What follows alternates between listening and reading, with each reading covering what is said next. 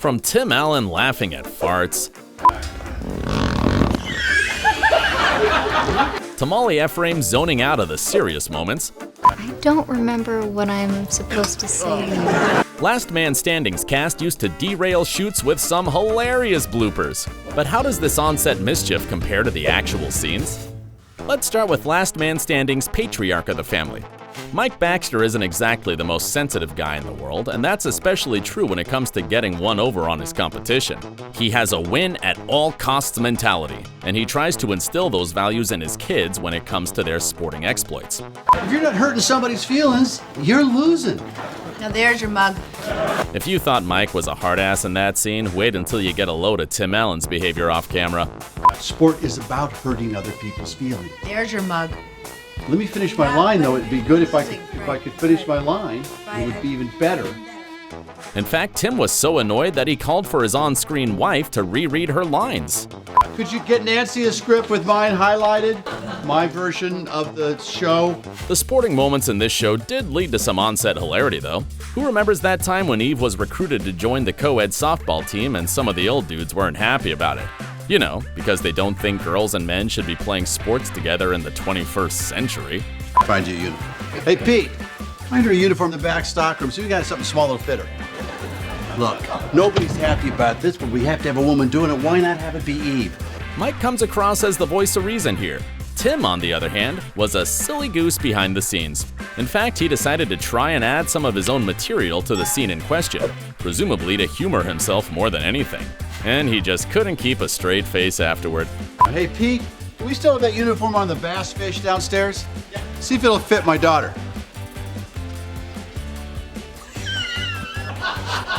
Tim also couldn't keep it together when he had to explain the rules of Dodgeball in one episode, but this was more down to laziness than anything.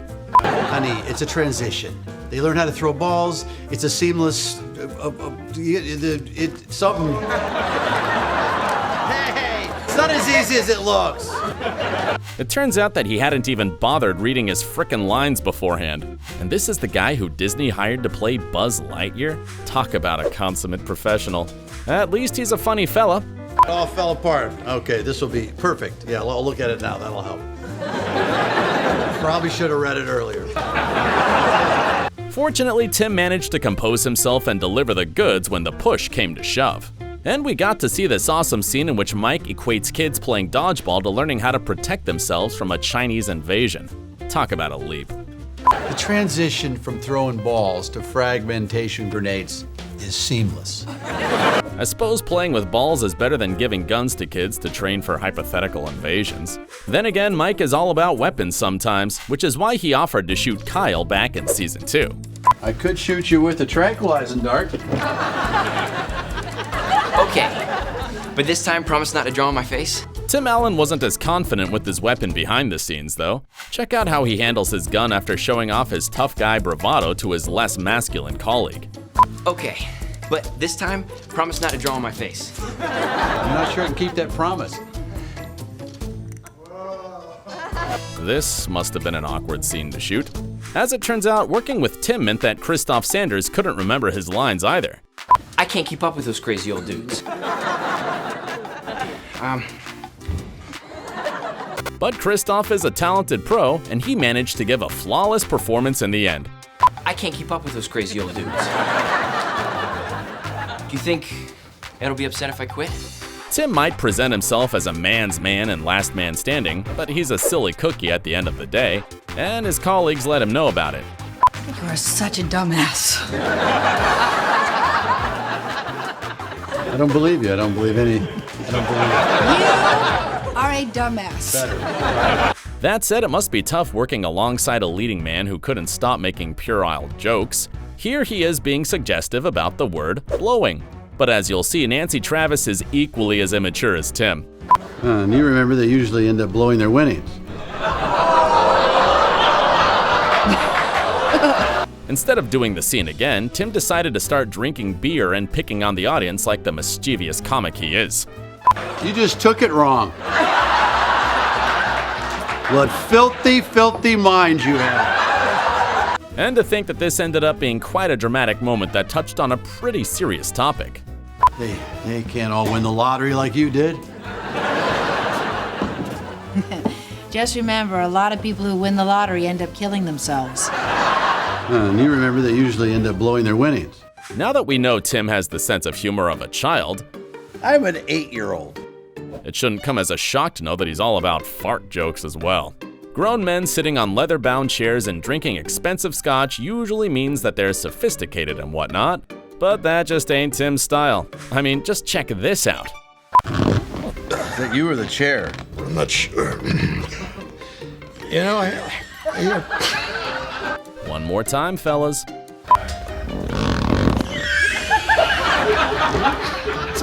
Is that you or the chair? This could have come from any of the scenes where Mike and Ed got their drink on together. They were always boozing and shooting the breeze. And it wouldn't be surprising if that's how Tim always acted behind the scenes whenever the chair squeaked. But it's one of the many examples of how Mr. Allen is just a fun guy to be around. Tim Allen might be the main focus on Last Man Standing, but he doesn't get to have all of the fun. The other actors screwed up just as often during their time on the show, and they had a great laugh at each other's expense on occasion. In one of Season 4's most emotional episodes, Mandy is offered an internship in New York, and she isn't sure if she wants Kyle to join her. This leads to a sweet heart-to-heart with her old man, where they discuss her concerns about the move and how it will impact her relationship with her lover. Do you know who you are here in Denver? No, it would require all of my time and energy, soaking up information about the fashion world the way a brick soaks up water. Anyone who's ever had to deal with the prospect of a long-distance relationship probably finds that scene relatable and thought-provoking. The emotions must have been running high that day too, as Molly Ephraim's head was in the clouds. Do you know who you are here in Denver? I don't remember what I'm supposed to say. Molly and Kyle had a lot of chemistry as a couple in Last Man Standing.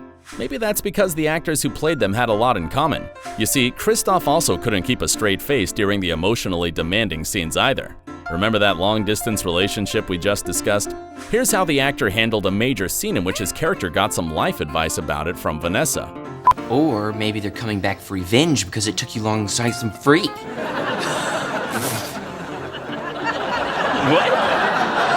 Much to their amusement, the performers also didn't fare much better with their next take. All I'm saying is, if you love someone... And here's how it was supposed to happen. Or maybe they're coming back for revenge because it took you so long to set them free. I'm sure some of the frustration we just saw on Nancy Travis's face there was genuine, because redoing that scene over and over must have taken its toll. If you enjoyed this video, be sure to check out our breakdown of some of Last Man Standing's wildest behind-the-scenes stories.